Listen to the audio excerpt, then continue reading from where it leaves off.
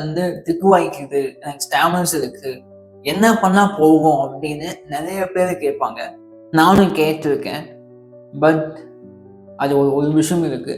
அதுக்கு போகிறதுக்கு முன்னாடி இந்த வீடியோ ஃபர்ஸ்ட் டைம் பார்க்குறீங்க அப்படின்னா இந்த பேஜை ஃபாலோ பண்ணி வச்சுக்கோங்க. Hi, I am Aravind. I am stammering coach and trainer.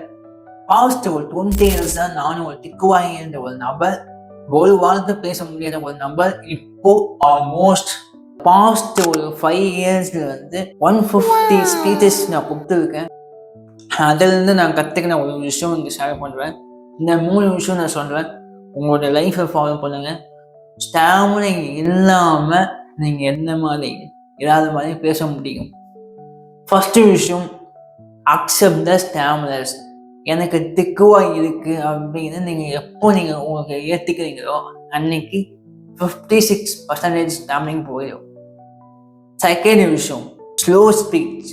இப்போ நான் பேசிட்டு இருக்கேன் அப்படின்னா இதே உங்களால் எவ்வளோ ஸ்லோ ஸ்பீச் பேச முடியுமோ அவ்வளோ கண்ட்ரோலாக பேசுங்க, ரொம்ப இம்பார்ட்டன்ட்.